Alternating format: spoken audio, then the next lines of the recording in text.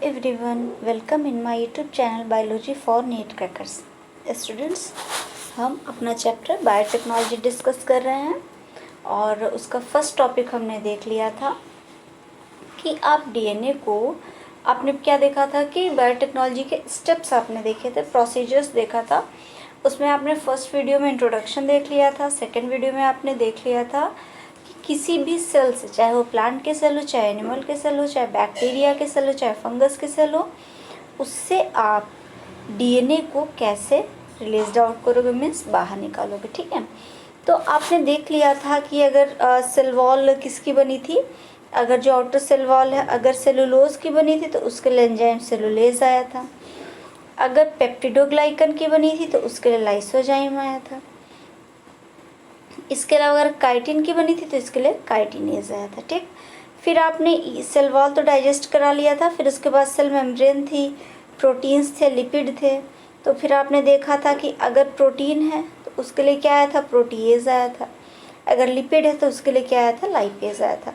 फिर आपने अंदर डीएनए के साथ देखा था आरएनए भी था, तो आरएनए को आपने किसके आरएनएज की प्रेजेंस में क्या कर लिया था, पूरी तरह से डाइजेस्ट करा दिया था।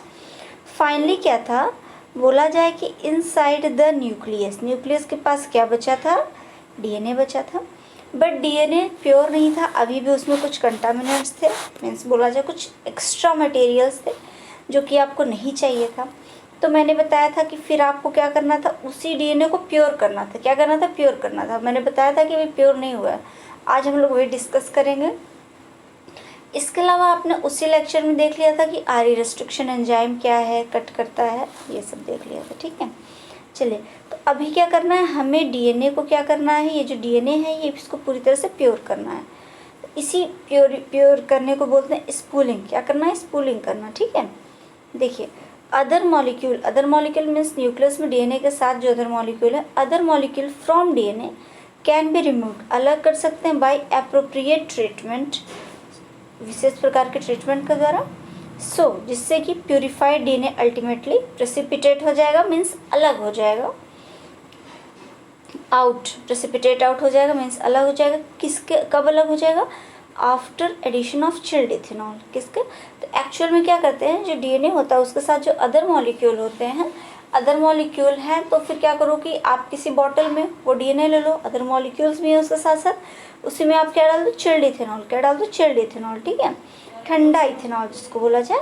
तो उससे क्या हो जाएगा कि जो डीएनए है वो क्या हो जाएगा, एकदम फाइन थ्रेड, मतलब पतले धागे के रूप में एकदम अलग होकर ऊपर आ जाएगा। ठीक है, तो बोला गया, फिर से पूरा सेंटेंस देखिए क्या है, other molecule from DNA can be removed by appropriate treatment, so purified DNA ultimately precipitates out after the addition of chilled ethanol.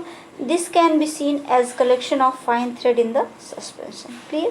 चलिए देखिए यहाँ डायग्राम भी बना हुआ है, देख रहे हैं, ये तब है जिसमें कंटामिनेंट्स और डीएनए दोनों है। ठीक, ये वाला।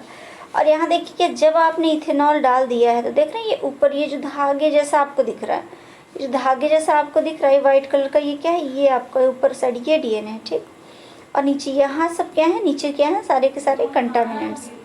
ठीक है, तो क्या दिखा, देखिए DNA that separate out can be removed by spooling.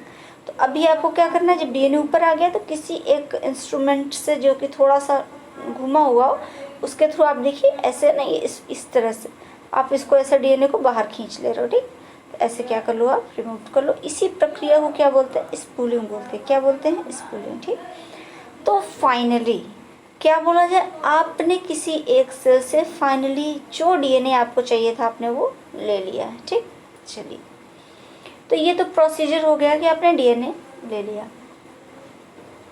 Okay, चलिए तो हमारा फर्स्ट स्टेप पूरी तरह से कंप्लीट हो चुका है, आगे देखते हैं। तो अलग कर लिया था डीएनए, आइसोलेशन हो गया, तो अब क्या करना है, जो डीएनए अभी अभी आपने ये जो प्योर किया है अब उसको क्या करना है, कट करना है, यानी फ्रेगमेंट मीन्स छोटे छोटे पार्ट्स में उसको कट कर देना है। तो बोला fragmentation of DNA by restriction endonuclease.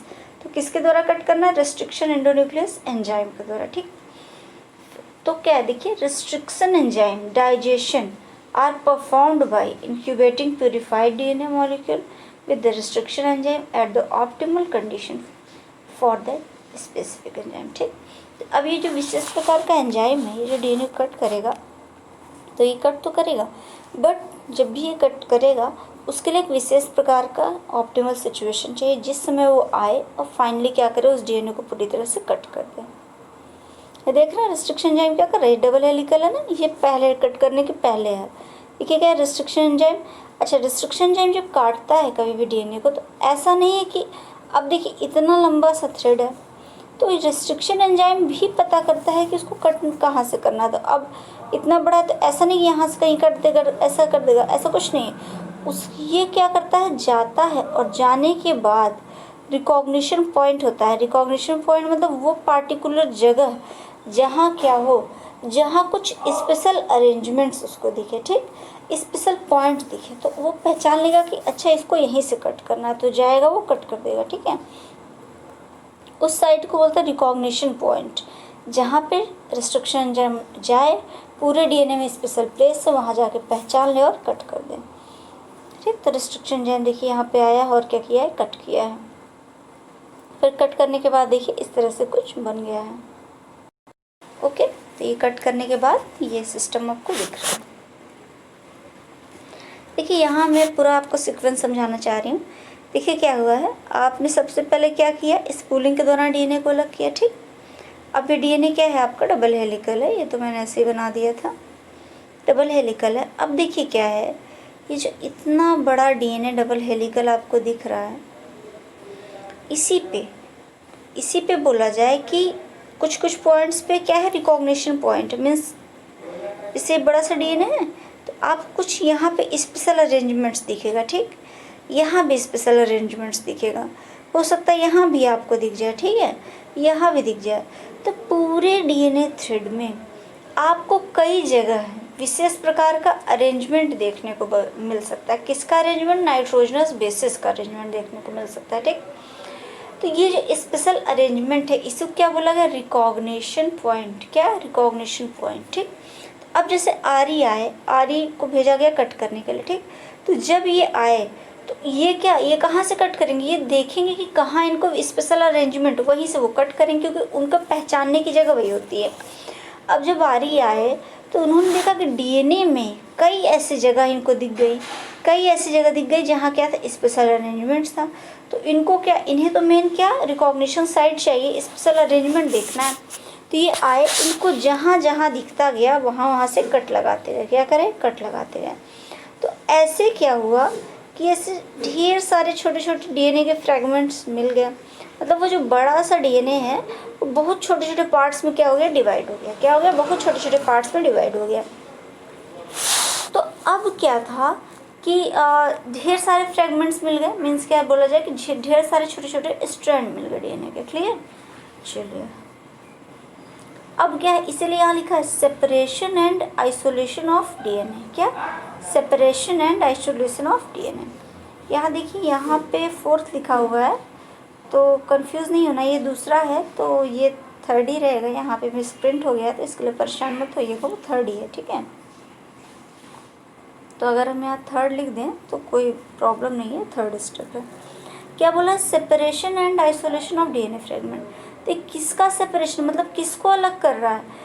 Actual में जो डीएनए के छोटे छोटे ढेर सारे फ्रेगमेंट मिले थे ना, ये एक दूसरे में स्टिक हो गए थे, पूरी तरह से चिपक गए थे, क्योंकि आर्य ने क्या किया है, आर्य को ढेर सारे रिकॉग्निशन पॉइंट मिले तो उसने ढेर सारी जगह से क्या कर दिया, उस डीएनए को कट कर दिया, तो डीएनए बड़ा डीएनए छोटे छोटे डीएनए पार्ट में ब्रेक हो गया है। अब वो पूरी तरह से स्टिक हो गए, एक दूसरे में चिपक गए, तो अब उन्हीं को सेपरेट करना है, अलग करना है।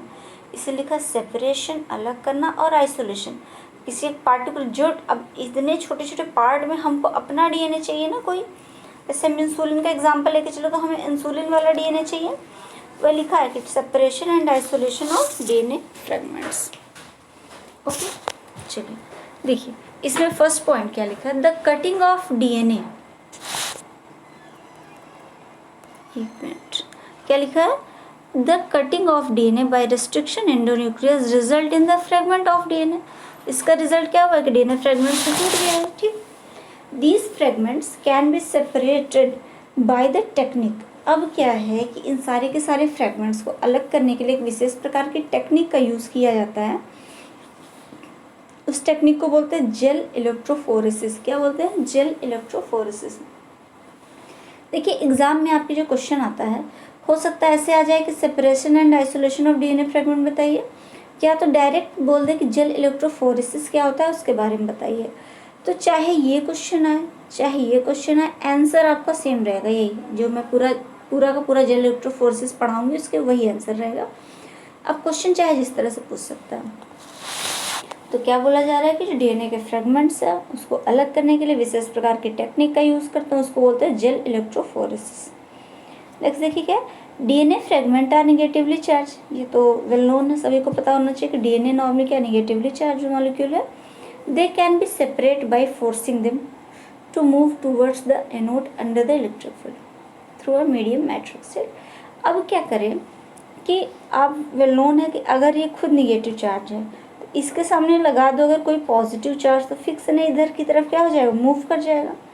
तो यहाँ पे डीएनए के फ्रेगमेंट्स को अलग करने के लिए क्या किया गया, इलेक्ट्रिक फील्ड जनरेट किया गया। क्या किया गया, इलेक्ट्रिक फील्ड जनरेट किया गया, और उसमें एक साइड पॉजिटिव चार्ज लगाया गया, और डीएनए तो खुद ही निगेटिव है, और अपोजिट फील्ड जनरेट करने के लिए निगेटिव चार्ज भी लगाया गया, ऐसा नहीं कि नहीं लगाया गया। इससे क्या हुआ, इलेक्ट्रिक फील्ड जनरेट हो गया, और निगेटिवली चार्ज डीएनए किधर, पॉजिटिव की तरफ मूव कर गया। आगे देखिए, ये तो बहुत शॉर्ट में है, आगे और भी है। देखिए लिखा है, nowadays the most commonly used matrix is agarose which is a natural polymer extract from seaweeds। देखिए सीवीड्स का मतलब है जो समुद्र में पाए जाने वाले जो भी चीज़ें, जैसे समुद्र में क्या पाया जा रहा है फाइनली, तो एक्वाटिक एनिमल्स, एक्वाटिक प्लांट्स पाए जा रहे हैं। तो एक्वाटिक में बोला जाए, यहाँ पे एल्गी की बात हम करें, किसकी बात करें, एल्गी। तो इन्होंने डायरेक्ट सीवीड्स नहीं लिखा है, अरे सॉरी, इन्होंने डायरेक्ट एल्गी नहीं लिखा, सीवीड्स लिख दिया है। तो इसके लिए परेशानी होना। और कौन सी एल्गी, रेड एल्गी। ध्यान रखिएगा, क्वेश्चन पूछ सकता है कि जो एगारोज है, एगारोज क्या है, तो आप बोला जाए एगारोज एक ऐसा नेचुरल पॉलीमर है, सब्सटेंस है, जो कहाँ से अलग किया जाता है, रेड एल्गी से। रेड एल्गी कहाँ, समुद्र में पाई जाती है, आप जानते हैं।